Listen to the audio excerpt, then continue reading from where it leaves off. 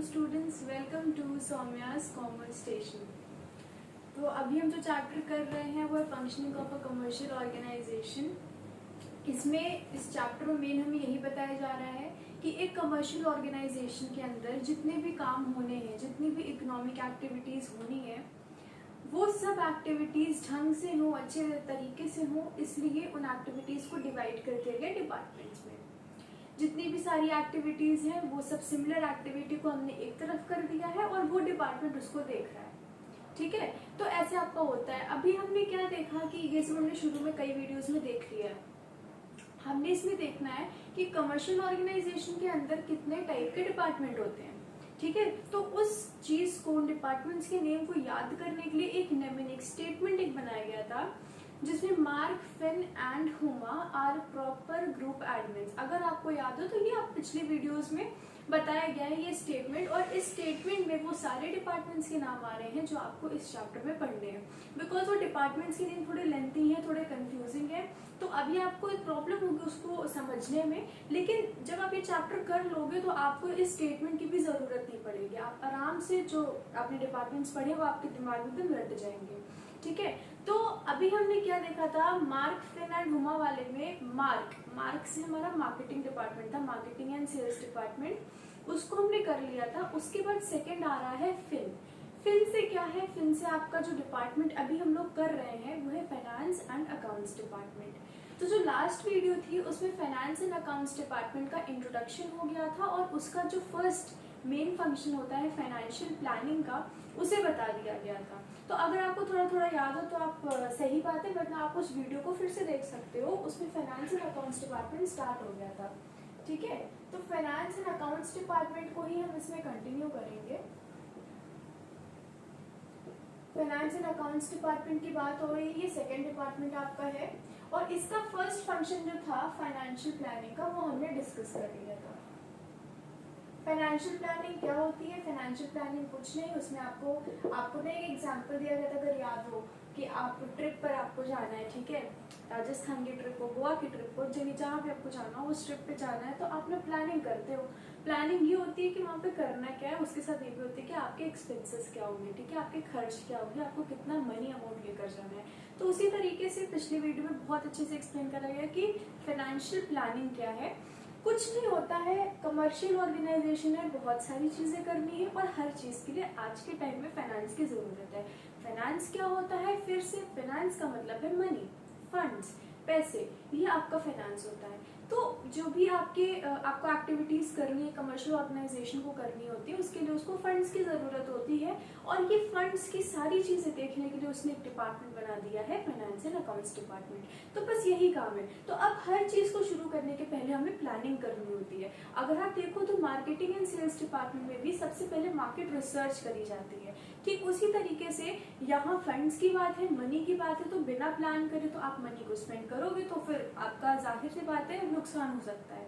ठीक है, प्लान तरीके से अच्छे से करना चाहिए। और एक कमर्शियल ऑर्गेनाइजेशन में जिसमें इतनी एक्टिविटीज है, वहां पे फंड्स भी लिमिटेड है, फंड्स, मनी स्केर्स है। ठीक है, अगर आप बात करो तो मनी आपके पास बहुत ज्यादा तो प्लेंटी में नहीं होता है। ठीक है, तो आपको जुडिशियसली यूज करना है। एक ऑर्गेनाइजेशन को फंड्स जनरेट करना है और फिर उसको जुडिशियसली यूज करना है। दो चीजें हैं। क्या है? एक जो भी ऑर्गेनाइजेशन आपकी है, ठीक है, यहाँ पे हम किसकी बात कर रहे हैं? ऑर्गेनाइजेशन, कमर्शियल ऑर्गेनाइजेशन की। तो पहले उसको देखना है कि वो फंड्स कहाँ से लाएगी, फंड्स को जनरेट करना है, ठीक है, और फिर उसको यूज करना है, और यूज करने के बाद फिर से फंड्स को जनरेट करना है। देखो यही होता है, money creates money, money makes money. ये स्टेटमेंट एक कमर्शियल को पता होना चाहिए। ठीक है, मनी मेक्स मनी। आपके पास मनी है, आपने उसको घर पे रखा हुआ है, तो वो आपके क्या वो बढ़ेगा? नहीं बढ़ेगा। उसी मनी को आप बैंक में जाके सेविंग्स अपने अकाउंट में रख दो, फिर क्या होगा? आपको उस पर इंटरेस्ट मिलने लगेगा। वही जो आपके घर पे अमाउंट रखी थी, मे बी 1 लाख की अमाउंट अगर है, आपने 1 लाख की अमाउंट घर पे रखी है, आपने अपने लॉकर के अंदर, 5 साल के बाद वो 1 लाख की अमाउंट 1 लाख ही रहनी है। लेकिन अगर उस 1 लाख की अमाउंट को आपने जाकर एक बैंक में डिपॉजिट कर दिया तो 5 साल के बाद उस पर इंटरेस्ट एक बहुत हाई अमाउंट का बन जाएगा। अगर आप उसको और किसी टाइप की पॉलिसी में इन्वेस्ट कर रहे हो तो मे बी बहुत ज़्यादा रिटर्न आपको मिल जाए।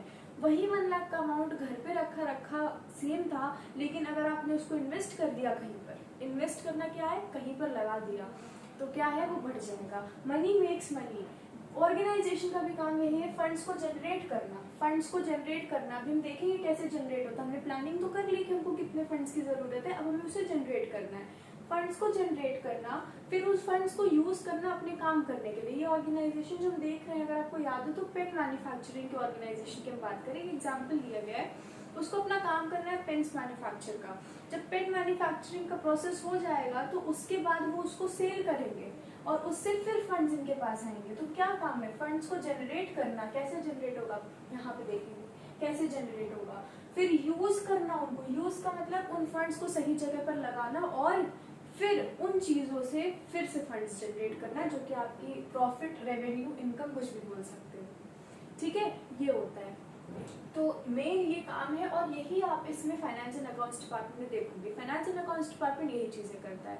क्या है, इन्होंने फर्स्ट स्टेप जो था फाइनेंशियल प्लानिंग का वो तो क्लियर कर लिया। इन्होंने देख लिया कि भाई हमें पेन मैन्युफैक्चरिंग के लिए फंड्स की जरूरत है। अगर आपको याद हो तो 2 लाख रुपीज का आया था, वहाँ पे हम लोगों ने एक ऐसे ही कोई भी नंबर ले लिया था 2 लाख रुपीज। हमने देखा 2 लाख रुपीज की जरूरत है, इन्होंने प्लानिंग करके पता कर लिया है। ठीक है, फाइनेंस एंड अकाउंट्स डिपार्टमेंट ने देख लिया। अब क्या है, इनका सेकेंड स्टेप आता है और सेकेंड स्टेप कहता है कि अब इन्हें जानना है कि हमें ये तो पता चल गया हमें 2 लाख रुपीज की जरूरत है, अब हमें लाएं कहाँ से। अब हम चलो अपने एग्जाम्पल पर आते हैं। क्या एग्जाम्पल था, हमें राजस्थान की ट्रिप पर जाना था। हमने एस्टिमेट करा था कि हमें 10,000 रुपीज में ट्रिप हो जाएगी। अब 2 लाख रुपए तो बहुत ज्यादा, इतने में ट्रिप कहाँ होगी, ठीक है, रहने दो, वो हटाओ। हमने देखा एक एस्टिमेट करा कि हमारी ट्रिप ना 10,000 में होगी।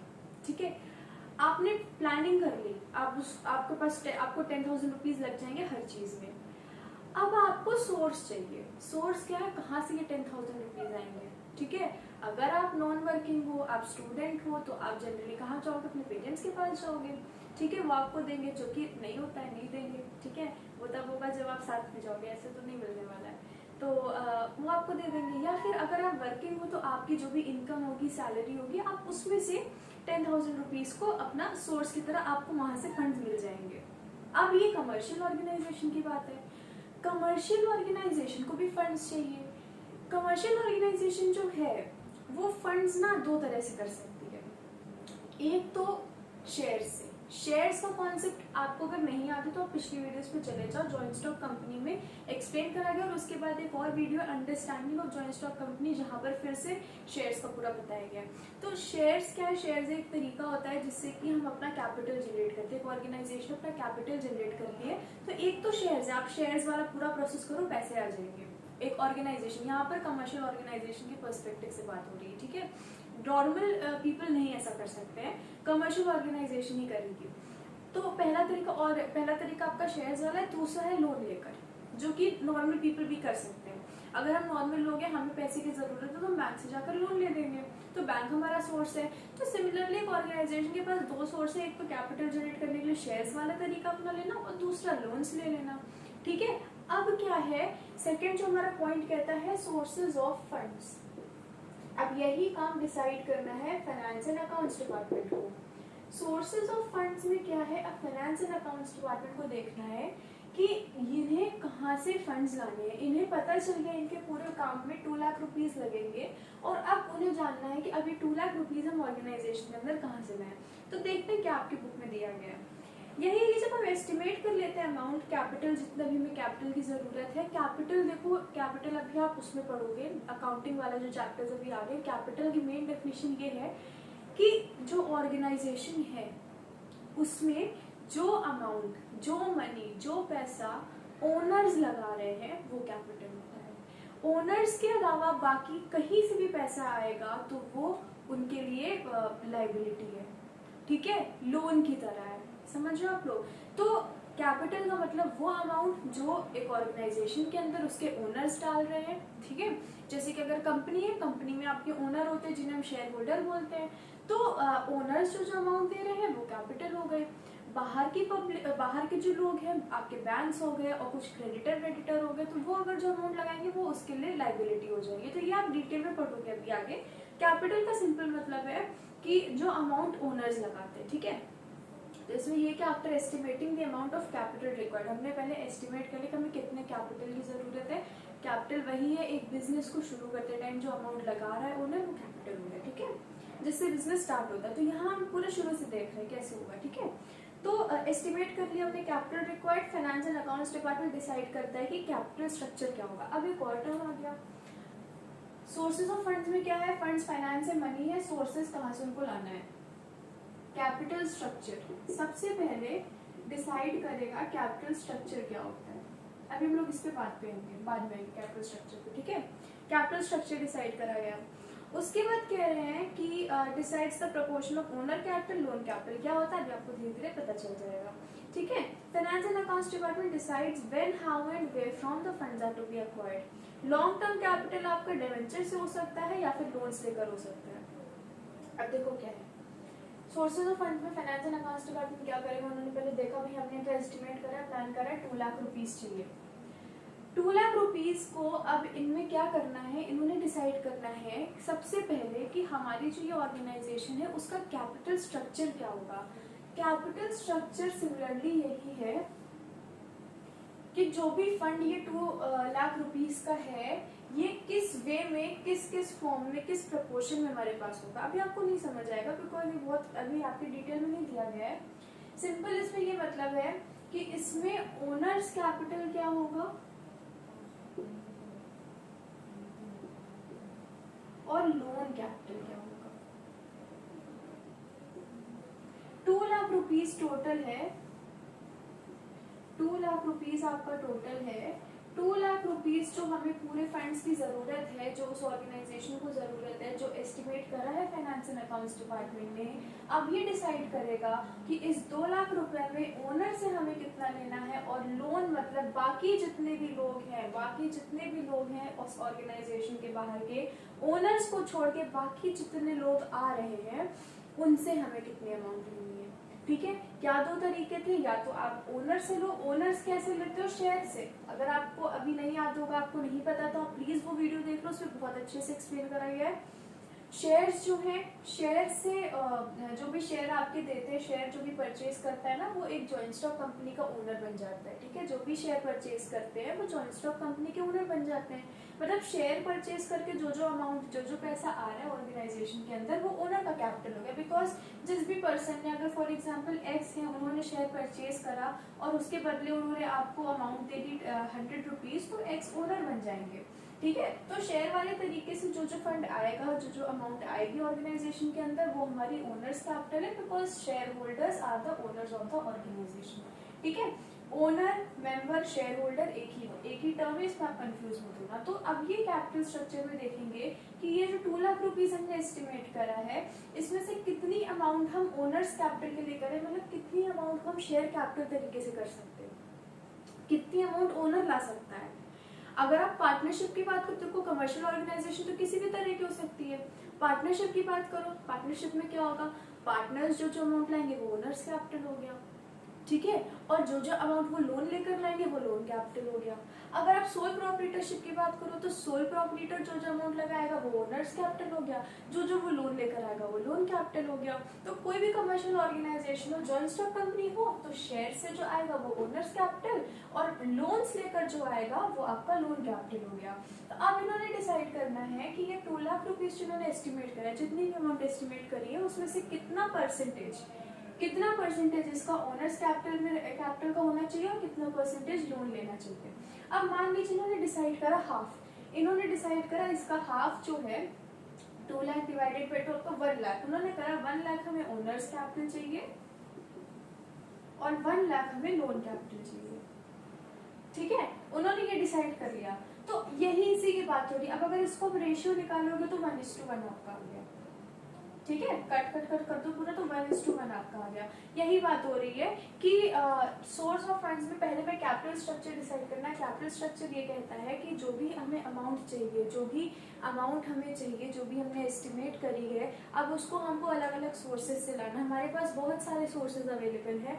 किसी भी कमर्शियल ऑर्गेनाइजेशन को अगर फंड्स चाहिए तो उसके पास दो मेन, उन सारे सोर्सेज को दो में बनाया गया है, ओनर से या लोन से। ठीक है, तो अब वो डिसाइड करना है कि हमें तो भाई 2 लाख रुपए चाहिए, ओनर से हम कितना लेंगे और लोन से कितना लेंगे। ठीक है, अब फॉर एग्जाम्पल आप नॉर्मल बात करो, राजस्थान ट्रिप की बात हो रही थी ना, आपने देखा कि आपको 10,000 रुपीज चाहिए राजस्थान ट्रिप के लिए। ठीक है, अब आपने डिसाइड करना है कि हमें पापा से कितना लेना है, मम्मी से कितना लेना है। ठीक है, आपने बोला कि मम्मी तो ज्यादा देंगी नहीं। ठीक है, आप लोग प्लीज फ्रेंड में तो जाना, जिनकी मम्मी मतलब कि देती है नहीं देती है डिपेंड करता है, कुछ में मम्मी ज्यादा दे देती है, पापा कम देते हैं। तो जो भी आपने डिसाइड कर लिया कि आपने सोचा 10,000 में 3,000 मम्मा से, 7,000 पापा से। ठीक है, ऐसा मत करना, गलत बात है, ऐसा नहीं करते। तो आपने डिसाइड करना है कि कितना कितना अमाउंट आपको लेना है। वही चीज है, एलोकेट कर दो कि आपको कितना प्रोपोर्शन पापा का पैसा होना है, कितना प्रोपोर्शन मम्मी का। बिकॉज अभी तुमसे बच्चे भी कोई इनकम नहीं किसी के पास है, तो अभी एग्जाम्पल लिया जा रहा है, बात की बात अलग होती है। ठीक है, तो आपने ये डिसाइड करना है। तो इसी तरह से इसमें डिसाइड हुआ 1 लाख हमें ओनर से लेना है और 1 लाख हमें लोन लेना। तो बस यही है कैपिटल स्ट्रक्चर।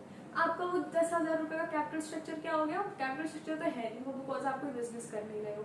लेकिन अगर आपको समझने के लिए, इस कॉन्सेप्ट को समझने के लिए, वो जो 10,000 रुपीज का है स्ट्रक्चर, उसमें 7,000 आपके पापा का है, 3,000 आपके मम्मी का है। ठीक है, तो इस तरह से आपने डिसाइड कर लिया। 7:3 रेशियो बन गया रेशियो, क्या बन गया? 7:3, 7,000 फादर से एंड 3,000 आपके मदर से हो गया। इस टू निकाला आपने और ये आपका 7:3 आ गया। तो यही है ये रेशियो, कैपिटल स्ट्रक्चर आपका ये हो गया। प्रोपोर्शन, यही प्रोपोर्शन है आपका। तो सिमिलरली इसमें यही कह रहे हैं कि finance and accounts department decide करता है कि कैपिटल स्ट्रक्चर फर्म का क्या होगा। इन अदर वर्ड्स ये डिसाइड करता है कि ओनर्स कैपिटल और लोन कैपिटल का प्रोपोर्शन क्या होगा in the total capital which is required. Total capital 2 lakh required है और owners capital is two loan capital का इज टू। ये साइड आपको मैथ्स पता होगी, आपने प्रोपोर्शंस पढ़े होंगे, रेशियो प्रोपोर्शन, तो ये प्रोपोर्शन आपका निकल रहा है। तो कैपिटल स्ट्रक्चर में बस इतना ही बताएगा। ठीक है, थोड़ा सा एक्स्ट्रा बताएंगे तो कुछ नहीं। उसके बाद इसमें कहते हैं कि finance and accounts department also decides when, how and where from the funds are to be acquired. अब देखो फंड्स, देखो अभी जैसे आपने फाइनेंशियल प्लानिंग अगर आपको याद हो तो उसमें यही बताया गया था कि कुछ फंड्स की एकदम इमीडिएट जरूरत है एंड कुछ फंड्स की इमीडिएट जरूरत नहीं होती है। ठीक है, अभी आपको जैसे कि मेन आपको फूड क्लोथिंग एंड शेल्टर है, ये अब बिजनेस से हटके नॉर्मल लाइफ वाला example, food clothing and shelter सबसे इंपॉर्टेंट नीड्स होते हैं। तो उनको फुलफिल करने के लिए आपको फंड्स की ज्यादा जरूरत है कि एक कार खरीदने की ज्यादा जरूरत है। अगर आपको पता है कि आपको अभी आपको 1 मंथ के लिए 5,000 रुपीज चाहिए आपको अपने फूड के लिए, क्लोथिंग के लिए, तो आप वो पहले करोगे या फिर आप 1 लाख रुपीज का इंतजाम पहले करोगे जिसके लिए आपको कार चाहिए। तो आपके पास, आपको पता होगा कि आपके शॉर्ट टर्म गोल क्या है और आपका लॉन्ग टर्म नीड क्या है। ठीक है, तो शॉर्ट टर्म नीड और लॉन्ग टर्म नीड के हिसाब से आपको डिसाइड करना होता है। तो सिमिलरली इसी तरीके से अब ये देखो, इसमें कह रहे हैं कि अगर हमको लॉन्ग टर्म कैपिटल चाहिए तो वो हमें डिबेंचर्स इशू करके लेना होता है या फिर फाइनेंशियल इंस्टीट्यूशन से हम ले। लॉन्ग टर्म लोन्स क्या हुए? लॉन्ग टर्म लोन्स वो हो गए जिन्हें पे हमें बाद में करना है, जिनको पे हमें तुरंत नहीं करना होगा।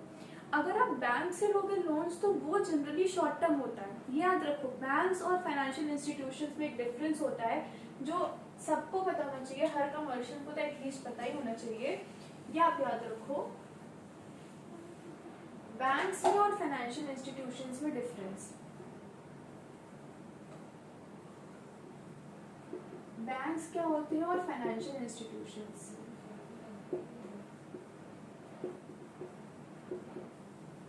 बैंक से भी आप लोन ले सकते हो, फाइनेंशियल इंस्टीट्यूशन से भी आप लोन ले सकते हो। ठीक है, लोन आपको दोनों जगह से मिल जाएगा। जनरली जो बैंक्स आपको लोन देते हैं ना वो शॉर्ट टर्म होता है, जनरली बात हो रही है, एक्सेप्शंस की बात यहाँ पर नहीं है, आपको जनरल बताया जा रहा है। एंड जो फाइनेंशियल इंस्टीट्यूशंस आपको लोन देते हैं वो लॉन्ग टर्म का देते हैं। लॉन्ग टर्म शॉर्ट टर्म मतलब ये कि आपको पेबल वो लोन्स शॉर्ट टर्म पे होते हैं और पेबल ये लोन्स लॉन्ग टर्म पे होते हैं। ठीक है, पेबल क्या है? आपने लोन लिया तो आपको उसको वापस करना है। बैंक से जनरली जो लोन लिए जाते हैं वो आपको शॉर्ट टर्म पे, शॉर्ट पीरियड में वापस कर देने होते हैं in comparison to the loans which are taken from the financial institutions. Financial institution से जो लोन्स लेते हैं वो generally in comparison to the loans which you have taken from the banks, उसके कंपैरिजन में फाइनेंशियल इंस्टीट्यूशंस के loan हमें बहुत थोड़े एक्स्ट्रा टाइम में, थोड़े देर के बाद वापस करने पड़ते हैं, ठीक है, इंटरेस्ट के साथ।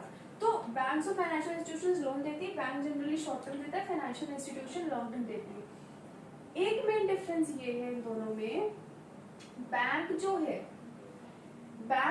आपका ये मनी को क्रिएट भी कर रहा है।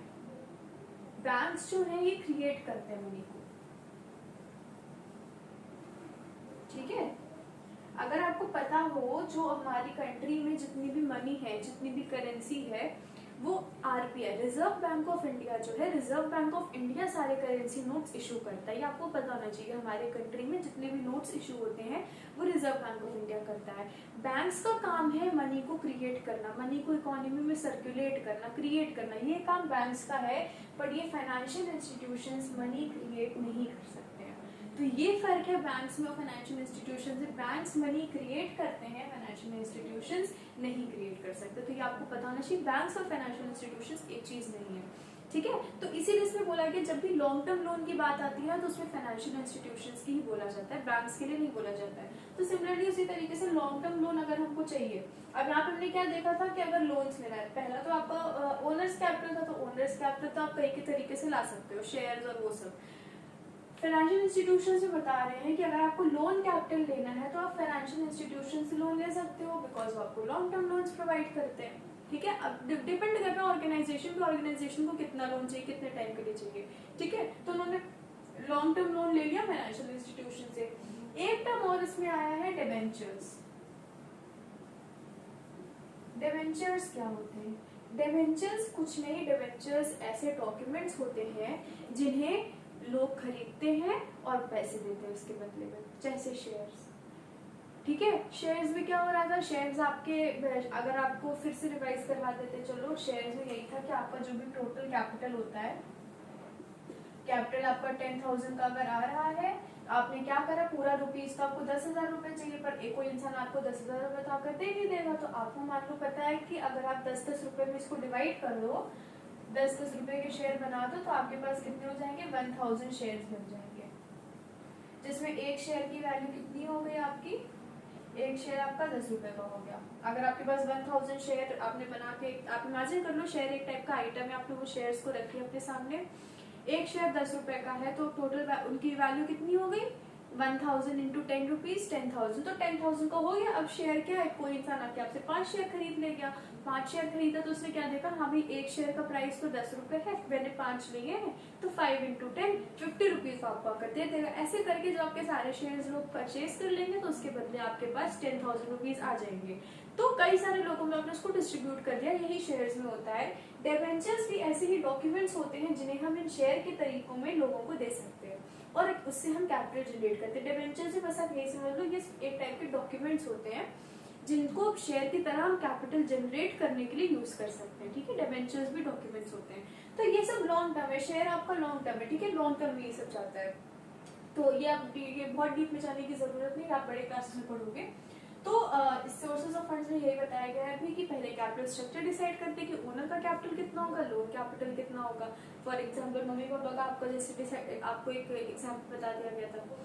उसके बाद आपको ये होता है कि अगर आपको बैंक्स और फाइनेंशियल इंस्टीट्यूशंस में एक डिफरेंस बताया गया है, लॉन्ग टर्म लोन्स आपको फाइनेंशियल इंस्टीट्यूशन से मिलते हैं जनरली, और शॉर्ट टर्म लोन्स आपको बैंक से मिलते हैं, ठीक है। और इसमें डिबेंचर्स के बारे में आपको बताया गया। तो सोर्सेज ऑफ फंड, ये सब सोर्सेज हैं। कैपिटल स्ट्रक्चर डिसाइड करना है फाइनेंस एंड अकाउंट्स डिपार्टमेंट को, owner capital, loan capital. Sources में कितने सारे सोर्सेज है, financial institutions, shares, debentures, banks, long term loan, short term loan. तो ये वो पूरा अपना जो भी उन्होंने डिसाइड करा है, जो भी उन्होंने प्लानिंग करी है, उस हिसाब से वो एलोकेट करते हैं कि हमें कितना कितना कहाँ से अमाउंट लेना है, फंड्स लेने हैं, जिसको फिर हम अपनी ऑर्गेनाइजेशन में यूज करेंगे। तो इस सेकंड पॉइंट में सोर्स हमें पता चल गया है, हमारे पास पैसे आ गए हैं, ठीक है। राजस्थान की ट्रिप के लिए पेरेंट्स ने आपको पैसे दे दिए हैं, आपके पास 10,000 रुपीज आ चुके हैं। अब हम बढ़ेंगे, इसके बाद जो थर्ड स्टेप आता है उसमें क्या करना है। ठीक है, इन सब चीजों को आप अपनी लाइफ से लेकर रिलेट करके चलो तो आप समझ जाओगे। बिकॉज फंड्स का यूज, मनी क्या है, मनी देखो एकदम रिवॉल्व कर रहा है, सबके इर्द गिर्द घूम रहा है मनी, ठीक है, मनी सबके इर्द गिर्द घूम रहा है, रिवॉल्व कर रहा है, सर्कुलेट कर रहा है, सबको पता है। तो हमने क्या देखा, प्लानिंग हो गई, सोर्स ऑफ फंड्स हमने पता चल गया, सोर्स ऑफ फंड से हमारे पास 2 लाख रुपीस आ गए हैं, तो सोर्स ऑफ फंड से भी clear. Finance and accounts department को सोर्स मिल गया, उन्होंने पहले प्लान करा, प्लानिंग से पता चला 2 लाख रुपए चाहिए, सोर्स ऑफ फंड्स उन्हें पता चले, वहां से उन्होंने 2 लाख रुपीस जनरेट कर लिए। थर्ड स्टेप इनका क्या है, थर्ड स्टेप इनका थर्ड मेन इंपॉर्टेंट फंक्शन है इन्वेस्टमेंट ऑफ फंड्स। अब देखो यहाँ पे इन्वेस्टमेंट टर्म आपका आ गया,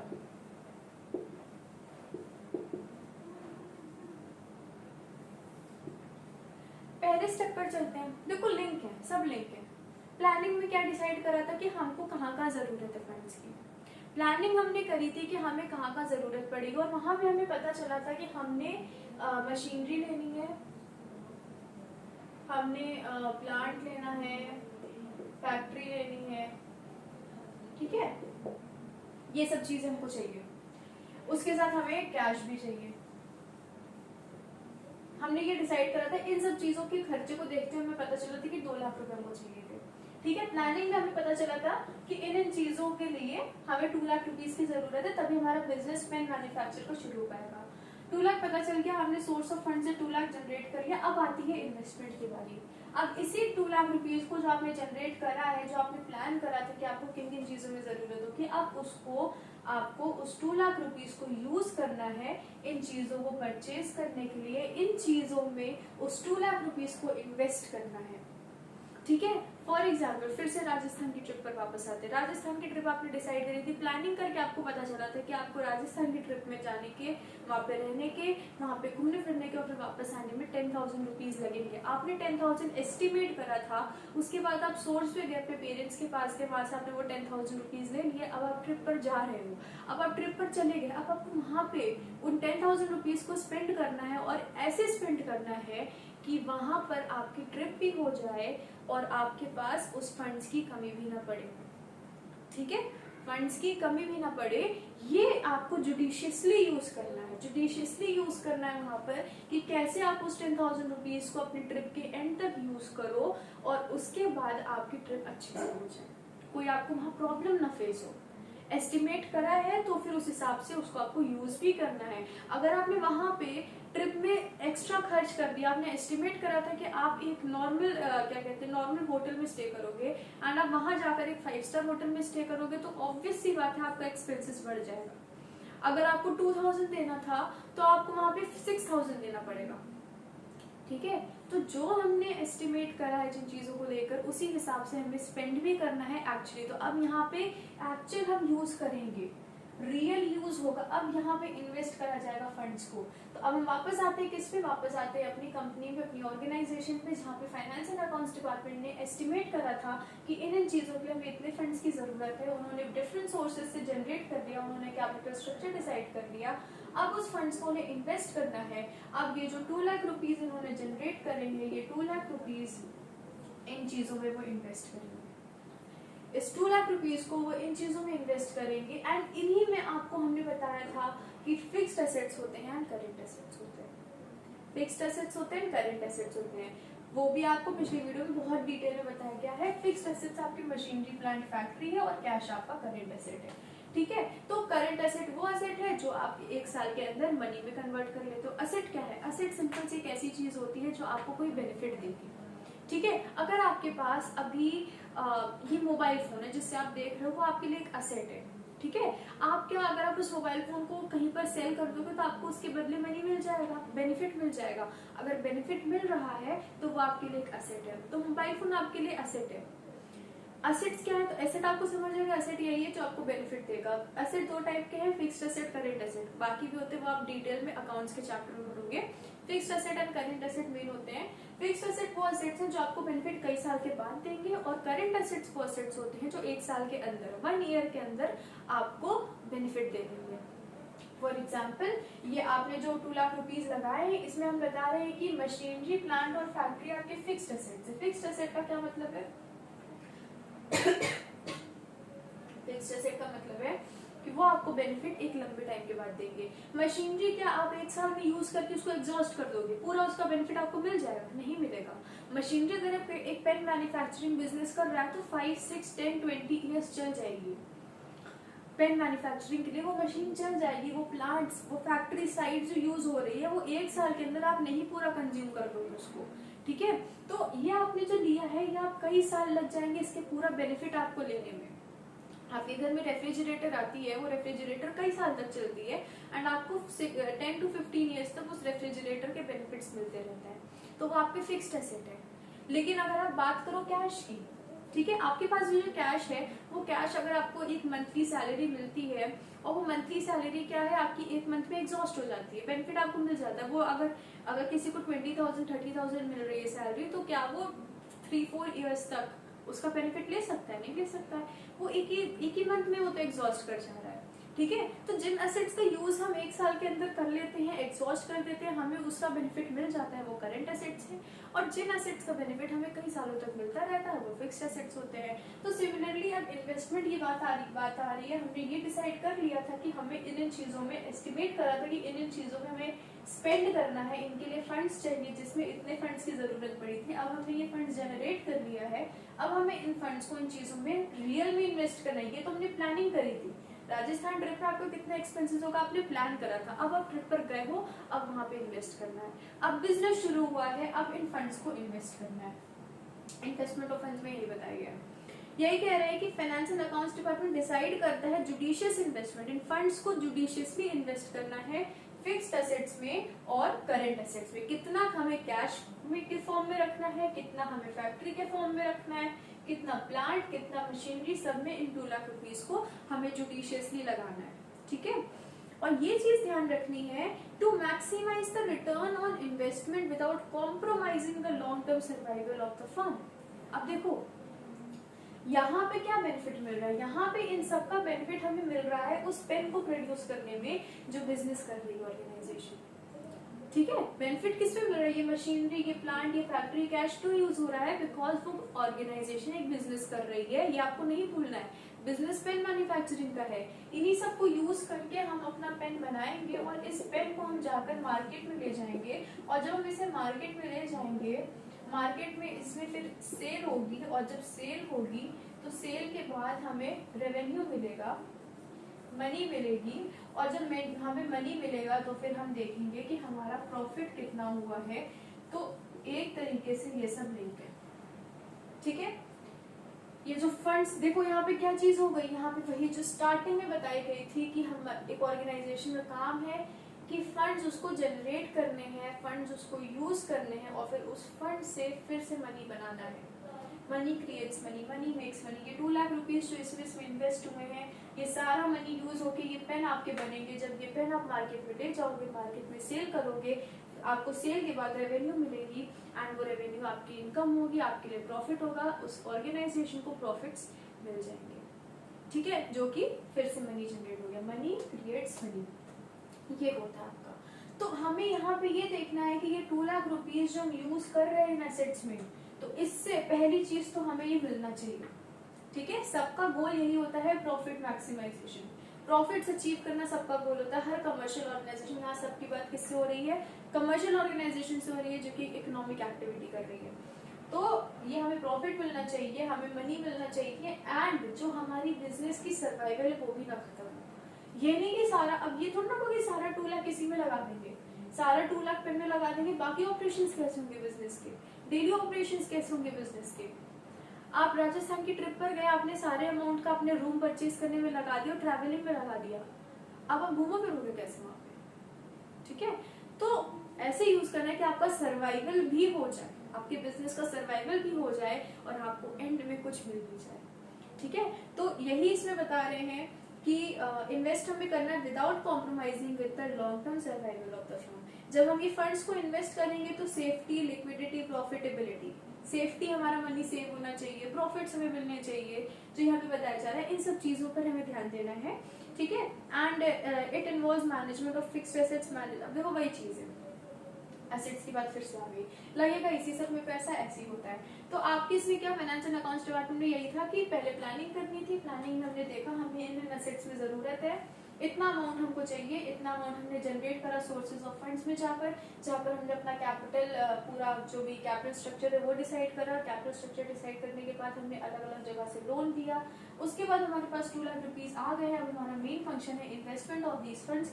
now we have to invest these 2 lakh rupees in the things, in the assets which we have decided, जो हमने प्लान करा था जिन में यूज करने के लिए। अब हमें एक्चुअल में उस 2 लाख रुपीज को उन चीजों में इन्वेस्ट करना है, क्योंकि अब क्या होगा, उन चीजों में जो हम इन्वेस्ट करेंगे, उन फिक्स्ड और करंट एसेट्स में जब हम इन्वेस्ट करेंगे तो हमारा बिजनेस शुरू होगा, हमारा पेन मैन्युफैक्चरिंग होगी, वो मार्केट में जाएगा, वहां पे सेल होगी, हमें रेवेन्यू मिलेगा, प्रॉफिट मिलेगा, मनी क्रिएट्स मनी। और उसके बाद ये 2 लाख रुपीज आपका जुडिशियसली यूज होना चाहिए। आपकी ऑर्गेनाइजेशन की ग्रोथ सर्वाइवल नहीं रुकनी चाहिए, ठीक है। जैसी ग्रोथ रुक जाती है ऑर्गेनाइजेशन खत्म हो जाती है, ठीक है, मेन बात ये। तो ये इन्वेस्टमेंट ऑफ फंड्स हमारा थर्ड, ये भी बहुत मेन फंक्शन है, ये भी finance and accounts department decide करेगा कैसे हमें ये इन्वेस्ट करना है, कैसे एलोकेट करना है। आपकी राजस्थान ट्रिप की डिपार्टमेंट आप खुद हो, आपने डिसाइड करा, प्लानिंग करी, कितना आपको चाहिए था, आप ही ने सोर्स के पास गए, वहां से आप मनी ले गए 10,000 रुपीज, एंड उसके बाद अब आपको ही वो इन्वेस्ट करना है अपनी ट्रिप पर, ठीक है, ताकि वो आपका सर्वाइवल भी ना खराब हो और आपकी ट्रिप भी अच्छे से हो जाए। ये भी एक ट्रिप है जो कि रोज हो रही है, ठीक है। राजस्थान ट्रिप तो इमेजिनरी है, ठीक है, बहुत लोगों की ट्रिप्स नहीं हो पाती है। अब चलो थर्ड स्टेप हो गया। अब हमारा फोर्थ फंक्शन आ रहा है डिविडेंड पॉलिसी। डिविडेंड पॉलिसी क्या कहता है? सबसे पहली बात, डिविडेंड क्या होता है? डिविडेंड कुछ नहीं है, डिविडेंड नाम से बताते हैं, डिविडेंड कुछ नहीं है, फालतू चीज है। डिविडेंड यही है, मतलब कंपनी के लिए इम्पोर्टेंट है, ऐसे समझने के लिए फालतू चीज है। डिविडेंड क्या होता है ना कि जब भी कोई बिजनेस होता है, ठीक है, बिजनेस हुआ 1 साल तक चला, एंड में प्रॉफिट आया, कंपनी जो भी है उस जैसे यहाँ ये पेन मैन्युफैक्चरिंग वाली है, प्रॉफिट आया, यहीं पर हम आते हैं फिर से प्रॉफिट पे, प्रॉफिट हमने जनरेट कर लिए। अब क्या है ना, ये प्रॉफिट हमें डिवाइड करना है शेयर होल्डर्स में। शेयर होल्डर्स कौन है? जिन्होंने शेयर्स खरीदे थे, जिन्होंने कैपिटल लगाया था। ओनर्स कैपिटल जो होता है, जो शेयर होल्डर होते हैं कंपनी के, जो ओनर होते हैं, जो मेंबर होते हैं कंपनी के, वो आपके उनको जब प्रॉफिट्स में से हम हिस्सा देते हैं तो वो आपका डिविडेंड होता है। फॉर एग्जाम्पल ये जो भी ऑर्गेनाइजेशन की मैन्युफैक्चरिंग वाली, इसमें ए, बी, सी और डी, ये 4 शेयर होल्डर्स थे जिन्होंने मिलकर आपको फंड्स दिए थे।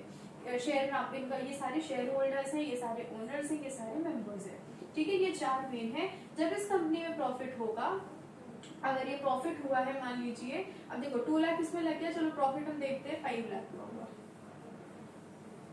चलो 4 लाख लेते हैं, कैलकुलेशन इजी रहेगी, 4 लाख लेते हैं। 4 लाख का प्रॉफिट हुआ है, तो अब ये है कि अब 4 लाख का प्रॉफिट होगा, बहुत ज्यादा प्रॉफिट है ये, तो अब क्या होगा, अब इनको इस 4 लाख रुपीज में से कुछ अमाउंट हम इन शेयर होल्डर्स को दे देंगे। 4 लाख में मान लो 10,000 इनको, 20,000 इनको, कुछ भी जितना मन करे, जितना भी डिसाइड होता है उस हिसाब से ABCD को हमने देते हैं। जो प्रॉफिट्स में से हम पार्ट देते हैं शेयर होल्डर्स को, तो उसको हम डिविडेंड बोलते हैं। तो डिविडेंड कुछ नहीं है, प्रॉफिट में से शेयर होल्डर्स को जो हम हिस्सेदारी देते हैं, जो हम पार्ट देते हैं, उसको हम डिविडेंड कहते हैं। डिविडेंड पॉलिसी क्या कह रही है? डिविडेंड पॉलिसी का मतलब है, अब यहाँ पे फाइनेंस एंड अकाउंट्स डिपार्टमेंट का काम फिर से आ रहा है। क्या कहते हैं इसमें कि profits of business may be distributed as dividend among the shareholders, या फिर ये हमने डिस्ट्रीब्यूट करते हैं, या फिर हम इसको बिजनेस के अंदर ही रहने दे सकते हैं, या फिर हम ये भी कर सकते हैं कि ये बिजनेस के अंदर ही रहे, ये प्रॉफिट हम किसी को ना दें, बिजनेस के अंदर रिजर्व बनाकर रख दो, ठीक है, बिजनेस के अंदर रिजर्व बनाकर रख दो।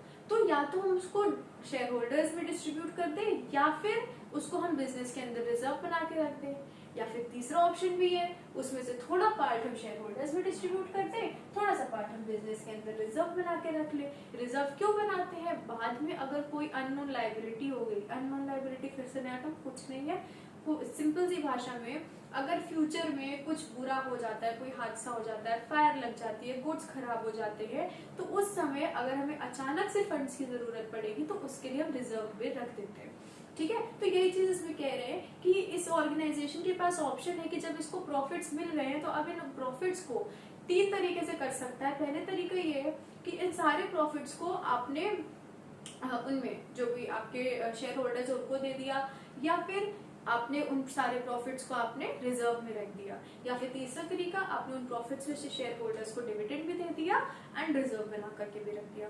तो ये तरीके हैं। तो डिविडेंड पॉलिसी यही है, finance and accounts department decide करेगा कि जो भी प्रॉफिट हो रहा है उसमें से कितना हमें डिविडेंड की तरह देना है और कितना हमें बिजनेस के अंदर रखना है रिजर्व बनाकर।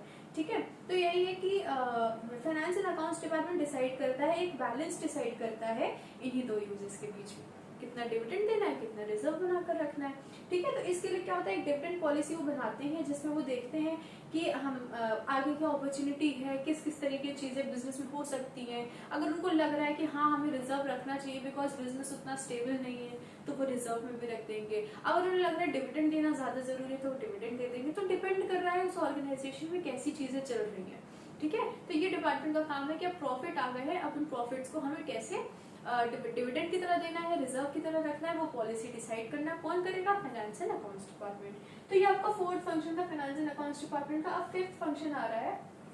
फिफ्थ फंक्शन कहता है मिसलेनियस फंक्शंस। मिसलेनियस का क्या मतलब होता है, मिसलेनियस का ये होता है मिसलेनियस फंक्शंस मिक्स करके सारी चीजें। ठीक है, कई सारे नॉन जनरल फंक्शंस एक तरीके से बोल सकते हो। जनरल फंक्शंस क्या है, कई सारी चीजें मिक्स है इसमें। तो जनरल फंक्शंस मिसलेनियस फंक्शंस यही कहते हैं कि फाइनेंस का काम है तो फाइनेंस में तो अकाउंट्स तो आई जाएगी, जहां फाइनेंस है वहां अकाउंट है, जहां मनी है वहां अकाउंटिंग ही होगी। Money accounting side by side चलेगी एक ऑर्गेनाइजेशन के अंदर। तो अब इनका ये काम है कि अब देखो प्रॉफिट सब हो गया, कंपनी में आपके अकाउंट्स बनते थे, अकाउंट्स वाला चैप्टर पढ़ोगे आपको पता चलेगा कैसे अकाउंटिंग शुरू होती है, कैसे खत्म होती है। बहुत इंटरेस्टिंग चैप्टर है वो। तो जितने भी अकाउंट्स बन रहे हैं कंपनी में वो कैसे हैं, उनको एनालाइज करना। अब हम फाइनेंस एंड अकाउंट्स डिपार्टमेंट देखेगा ऐसी कौन सी इन्फॉर्मेशन है अकाउंट से रिलेटेड जो हमारी कंपनी बना रही है, जो हमें बाहर इन्वेस्टर्स को देनी चाहिए, जिससे या तो वो बहुत ज्यादा इन्वॉल्व होना चाहेंगे कंपनी में, वो और मनी इन्वेस्ट करना चाहेंगे, क्योंकि कंपनी ये चाहती है ना कि उसमें इन्वेस्टमेंट आती रहे, लोग उसके शेयर्स को परचेज करें, कैपिटल उसका बढ़े, मनी आता रहे, किसको नहीं पसंद होगा। ठीक है, तो मिसलेनियस फंक्शन यही है कि it perform several other functions like analysing the companies financial statement. Financial statements क्या होते हैं आप पढ़ोगे अकाउंट्स में। फाइनेंशियल स्टेटमेंट्स का यही मतलब है ऐसी चीजें, ऐसे रिकॉर्ड्स, ऐसी चीजें जो बनती हैं जो कि उस बिजनेस के फाइनेंस, उस बिजनेस के मनी को दिखाती हैं। ठीक है, मनी को दिखाती है, कितना मनी है, कैसे मनी को आप देखो क्या क्या है। तो फाइनेंशियल स्टेटमेंट्स मतलब यही है कि इस उस बिजनेस के अंदर जो जो मनी की चीजें हैं, जो जो फंड्स हैं, वो किस तरीके से, बस इतना आप जान। तो फाइनेंशियल स्टेटमेंट्स दिखाते हैं supplying necessary information to investors and government.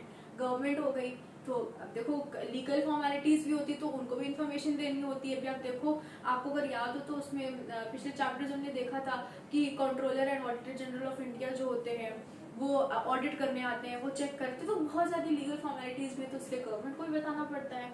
उसके बाद assisting top management and valuation. अब देखो टेक ओवर्स और मर्जर्स, दो नए टर्म इसमें आपके लिए एक और आए हैं मिसलेनियस फंक्शन में। एक आया है टेक ओवर और एक आया है मर्जर। तो टेक ओवर और मर्जर क्या होते हैं जरा उसको भी देख लेते हैं।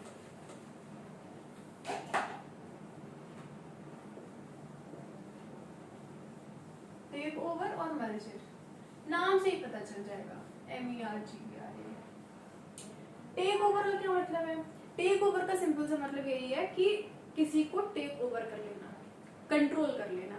ये ऑर्गेनाइजेशन है, इससे कोई बड़ी ऑर्गेनाइजेशन आगे कह रही है कि तुम हमारे अंदर आ जाओ, हम तुम्हें सब्सिडरी की तरह ले रहे हैं।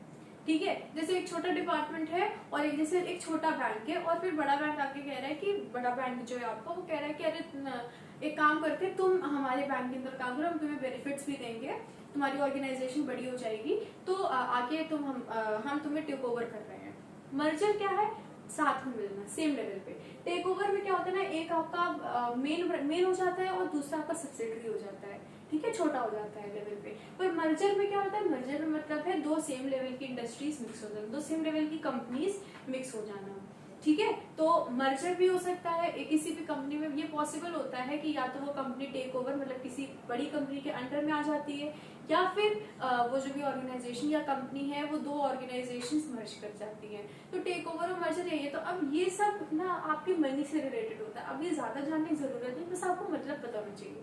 टेक ओवर और मर्जर क्या है, कंपनी से रिलेटेड है। टेक ओवर में एक कंपनी दूसरी कंपनी के अंडर में आ जाती है, या फिर उल्टे तरीके से अगर बोलो वाइसा वर्सा, तो एक कंपनी दूसरे कंपनी के ऊपर कंट्रोल कर लेती है, टेक ओवर कर लेती है, ठीक है। और दूसरा मर्जर है, जहाँ पे दो कंपनीज इन्वॉल्व हो जाती है, मिक्स हो जाती है साथ में। तो ये दोनों चीजें हो सकती हैं। इनके लिए भी information finance and accounts department managers को और सबको देता रहता है। तो ये मिसलेनियस फंक्शन आपका था। तो क्या हमने देखा फाइनेंस एंड अकाउंट्स डिपार्टमेंट में पहला फंक्शन था फाइनेंशियल प्लानिंग का हमने प्लानिंग करा, हमको क्या क्या किस किस फिक्स्ड एसेट करंट एसेट कहाँ पैसा लगाना है, हमने डिसाइड करा 2 लाख रुपीज लगेगा। सेकंड फंक्शन आता है source of funds. Sources of funds में हमने देखना है कि वो 2 लाख रुपीज हम कहाँ से लाएंगे। उसमें finance and accounts department capital structure decide करेगा। कैपिटल स्ट्रक्चर मतलब ओनर कैपिटल कितना होगा, लोन का कैपिटल कितना होगा। हमने कई सारे देखे थे सोर्स जहाँ से फंड्स आ सकते हैं। थर्ड आता है इन्वेस्टमेंट ऑफ फंड्स। अब हमारे पास फंड्स आ चुके हैं 2 लाख रुपीज, अब उन फंड्स को हमको इन्वेस्ट करना है उन्हीं चीजों में जिस पे हमने प्लान करा था, उन्हीं फिक्स्ड एसेट्स पे, उन्हीं करंट एसेट्स में। और हमें ये देखना है कि वो इस तरीके से हमने इन्वेस्ट करा हो जिससे कि हमारी बिजनेस की वो पूरी ग्रोथ और उसकी जो सर्वाइवल है वो खत्म ना हो, वो अच्छे से होती रहे, सर्वाइव करता रहे बिजनेस और हमें प्रॉफिट्स भी मिले। उसके बाद डिविडेंड पॉलिसी आपका आ रहा है। फोर्थ फंक्शन डिविडेंड पॉलिसी कहता है कि अगर एक उस बिजनेस के अंदर जो प्रॉफिट्स हो रहे हैं, तो फिर से फाइनेंस एंड अकाउंट्स डिपार्टमेंट का ये काम आता है देखने का कि उन प्रॉफिट्स में से कितना डिविडेंड देना है। डिविडेंड वो पार्ट होता है प्रॉफिट का जो कि हम शेयर होल्डर को देते हैं, ठीक है, जो कि शेयर होल्डर को देते हैं। और दूसरा या तो उसको हमें रिजर्व बनाकर रखना है। तो आपकी भी कंडीशंस थी। डिविडेंड पॉलिसी के बाद हमारे आते हैं मिसलेनियस फंक्शंस। मिसलेनियस फंक्शंस ये कहते हैं कि उस कंपनी के जो फाइनेंशियल स्टेटमेंट्स हैं, रिकॉर्ड्स हैं, चीजें हैं, उनको देखना, एनालाइज करना, इंफॉर्मेशन देना गवर्नमेंट को, इन्वेस्टर्स को जो कि हमारी कंपनी में इन्वेस्ट करना चाहते हैं।